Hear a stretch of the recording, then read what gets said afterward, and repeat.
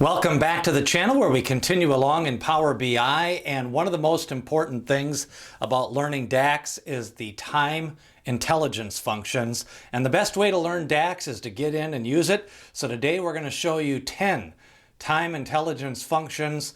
We're going to walk you through the DAX, the syntax, work on the naming convention, and then show you how to visualize these charts using the 10 time intelligence DAX functions. We're going to look at same period last year.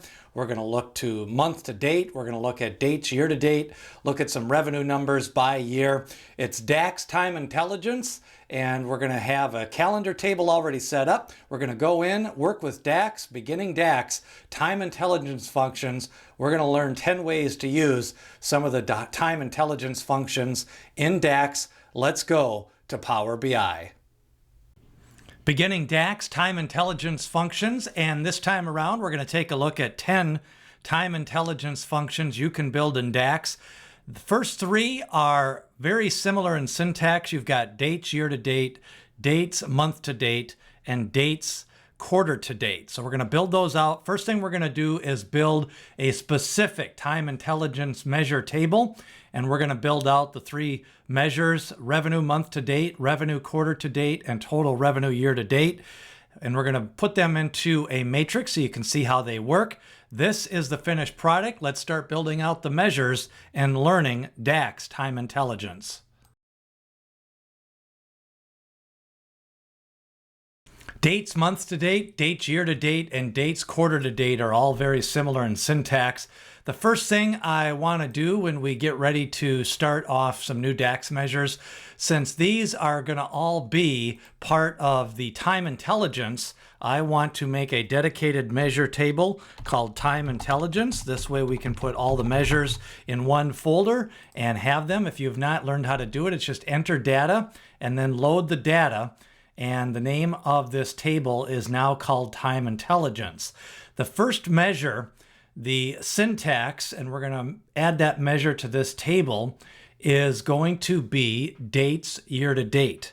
So dates year to date as the syntax. Remember, you're always going to name your measure, and we're going to call this total revenue because we're going to calculate revenue year to date, and it's going to be an equals. And then from there, we are going to have the syntax is going to be in calculate. So all three of these are going to start out with the calculate function. And the expression is total revenue. That is the measure that we want to change the filter context. And the filter context is going to be dates year to date. So there's three different dates functions in the same parameter. We have dates month to date, dates quarter to date, dates year to date. We are going to select dates year to date. And then what we're going to use is the dates that we want to use for this. All of these are going to be from the calendar table. And we're going to go with calendar date for all of these. So calendar date, and that is what's going to set up how the function works. So we're going to use calendar date.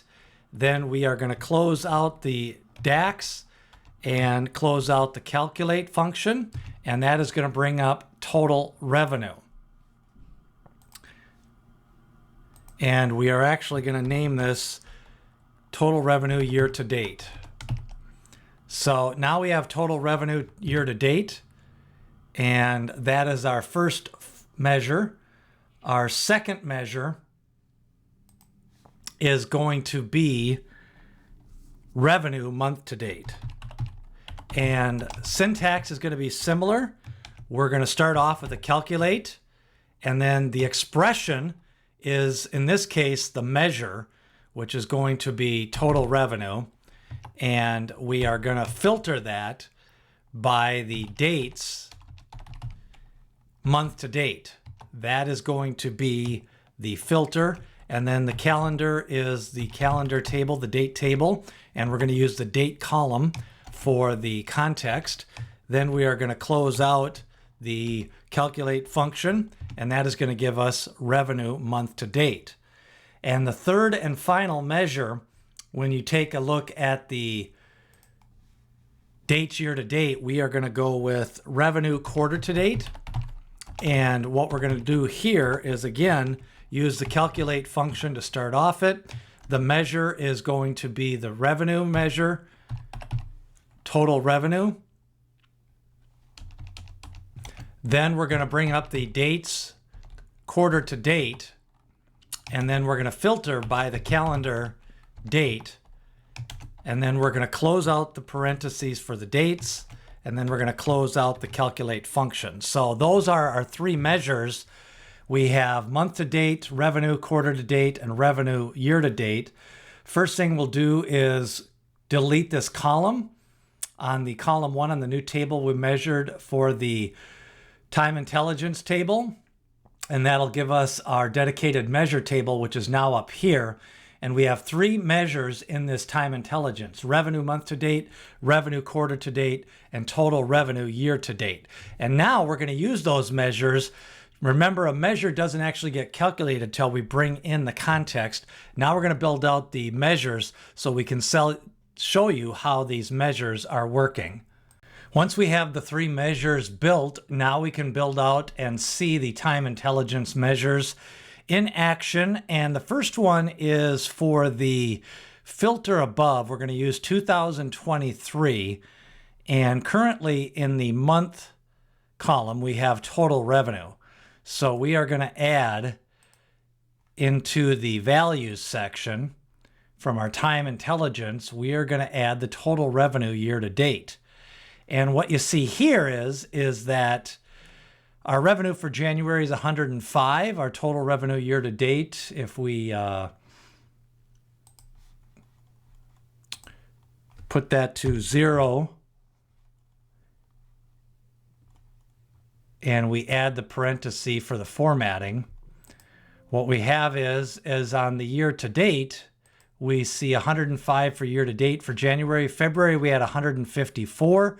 So the total revenue year to date becomes 258. Then we add 338, and now we have 596. Now for the quarter, we will have quarter 1, quarter 2, since we're in 2023, and we're going to build this out. And for the quarter to date revenue, we will bring that into the values field. So again, you add in the $596 for Q1, then you bring in the Q2 revenue. For the third visual, we have the start of the week on the rows, and we have total revenue year to date. When we add in the month to date revenue from the time intelligence, we add in the month to date revenue, and that'll bring up for January 1, we have $20 revenue year to date and the revenue month to date. Then we add 33 and we start moving forward January 1, January 8th, January 15th. So that is a look at quarter to date, month to date, and year to date. The next time intelligence function we're going to take a look at is the previous year function. And we're going to build this out by year. And so we're going to go to our measure table and create a new measure. And this one we're going to call total revenue, and we're going to call it PY for previous year. And the syntax, again, all of these time intelligence functions use the calculate function. So we're going to use that. The expression is going to be total revenue, and the filter is going to be previous year. So when you type in PREV, you get the previous year function, and that is the function. And now it is going to ask for the calendar dates. The calendar dates are our calendar table. And then we're just going to close out the previous year function, and we are going to close out the calculate function. And that'll bring us to get this measure up. Now to see it in action, we can see to see the total revenue previous year, let's bring in our total revenue from our measure table. And then now we bring in from our time intelligence table, we bring in total revenue previous year. And you see in 2020, we had 1,309 in YouTube revenue for this channel. And if you roll that forward, the total revenue previous year is 1,309. So again, calculate, and then the function is previous year. Now that we have our previous year revenue, we can calculate percentage of growth revenue year over year. And the function for that is syntax. You're going to name your measure, and then we're going to use the divide. And the divide is going to be the total revenue minus the total revenue previous year. And then the denominator ends with total revenue previous year. And it's going to divide that out. And when you put the measure in there, you are going to see the percentage of, as we see the growth from 2020 to 2021 is 177% growth. In 2022, we're at 47% growth. And early on through May 31st, we're behind in revenue because it's taking the whole revenue from the previous year, and we're only through May 31st in 2023. The next two functions we are going to look at is the first date and the last date. Now, the syntax for the first date is the first date function, and then you're going to bring up the calendar date as your fields, and then you're going to close out that syntax with first date, and then you're going to write parentheses. Now, the next function we are going to make is the last date function, and we're going to start off with a new measure, and the last date is the same thing. And what you can calculate is the first date and the last date in your database. So the last date function is and then the syntax is calendar and date. So it's very similar to the first date. And what this allows you to do is you can use this in other measures. So when we bring this in as a card, we can see that the first date in this data set is January 1, 2020. And then we can add another card, and we can build this out by bringing in the last date of this data set, 5/31/2023. So that can be handy for using inside other measures.